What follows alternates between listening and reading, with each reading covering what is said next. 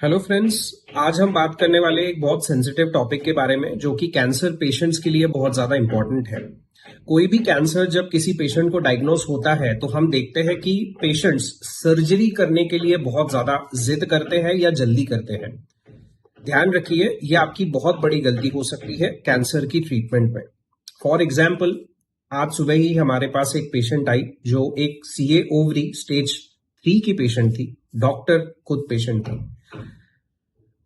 CA ovary या कोई भी कैंसर जब स्टेज 3 या स्टेज 4 होता है तो इसकी सर्जरी पहले कभी भी करते नहीं है। सबसे पहले आपको उसकी बायोप्सी और कीमोथेरेपी करना है। सबसे पहले आपकी बायोप्सी होगी, उसके बाद में कुछ साइकिल्स कीमोथेरेपी के होंगे और फिर सर्जरी होगी।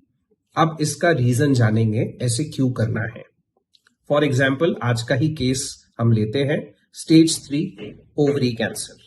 स्टेज 3 ओवरी कैंसर का मतलब है कि वो ओवरी से जन्मा है, बट वो ओवरी के अलावा आसपास के और भी ऑर्गन्स में फैल चुका है।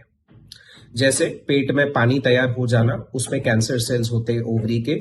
ओवरी तो पूरी डैमेज हो ही चुकी है। यूटरस मतलब जो जिसको हम पिशवी बोलते हैं या बच्चादानी बोलते हैं, वो भी पूरी तरह से डैमेज हो जाती है उसमें। और पेट में पेरिटोनियम ओमेंटल नाम का ऑर्गन होता है जो पेट के सारे ऑर्गन्स को कवर करता है, वो भी उसमें डैमेज हो जाता है। अब ऐसे सिचुएशन में आप अगर सर्जरी करते हो तो आपका पेट खोला जाएगा, ओपन किया जाएगा, उसमें से सारे ऑर्गन्स बाहर निकाले जाएंगे। बट पेरिटोनियम ओमेंटम जैसे जो ऑर्गन्स होते हैं जो पूरी पेट को चिपके रहते हैं अंदर से, वो सर्जन निकाल नहीं पाएगा। और उसमें स्टेज 3 ओवेरियन कैंसर में कैंसर पूरा भरा पड़ा रहता है। सो ये सर्जरी अनवांटेड हो गई, आधी अधूरी हो गई।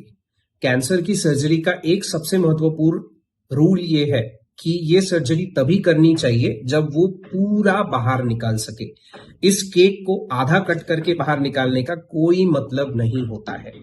कैंसर का ये एकमात्र सर्जरी का रूल है कि सर्जरी तभी करनी चाहिए जब आपको कॉन्फिडेंस है कि ये पूरा बाहर निकलेगा।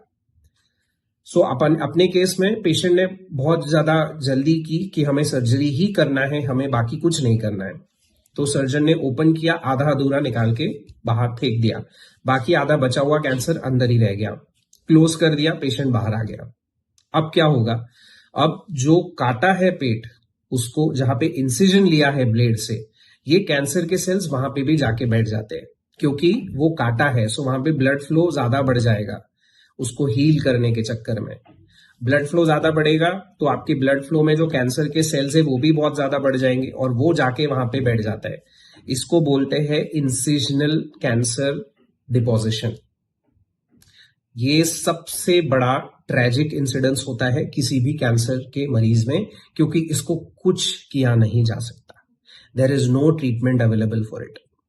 अब पेशेंट की कीमोथेरेपी वगैरह सब स्टार्ट होगा, बट अगर हम पहले कीमोथेरेपी करते, इस सारे कैंसर को एकदम छोटा कर देते और फिर सर्जरी करके बाहर निकाल देते तो इतनी सब दिक्कतें नहीं आती, वो पूरी तरह से क्योर हो जाता। बट अभी ये पूरी तरह से क्योर नहीं होगा। ये जो कैंसर के सेल्स जो इंसिजन्स में बैठे हैं, पेट के चीर में बैठे हैं, मतलब स्किन में बैठे हैं, ये कभी क्योर नहीं हो सकते, चाहे आप कोई भी प्रकार की कीमोथेरेपी, इम्यूनोथेरेपी जो भी दो। बहुत मुश्किल सिचुएशन में वो पेशेंट ने अपने आप को जो है वो डाल दिया है। तो कृपया करके ऐसी गलती कभी मत करिए।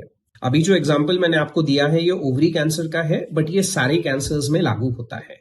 ब्रेस्ट कैंसर हो, ओवरी कैंसर हो, पेट का कैंसर हो, पेरिटोनियम कैंसर हो, कोलन का कैंसर हो या लंग का कैंसर हो, ये सारे कैंसर्स में लागू होता है। तो कृपया करके ऐसी गलती कभी मत करिए। आपको ऑन्कोलॉजिस्ट से मिलना है जो आपको राइट सलाह देंगे। आपको गाइडलाइंस के हिसाब से चलना है, खुद का दिमाग नहीं लगाना है। गाइडलाइंस जो कहती है उसके हिसाब से अगर आप ट्रीटमेंट करोगे तो आज स्टेज 4 कैंसर्स में भी क्योर मिलता है। थेरेपीज इतनी ज्यादा एडवांस्ड हो चुकी है, टैबलेट्स और इंजेक्शंस इतने ज्यादा एडवांस्ड हो चुके हैं कि आज स्टेज 4 कैंसर के मरीजों में भी क्योर बहुत अच्छा मिलता है। तो प्लीज ऐसी गलती मत करिए।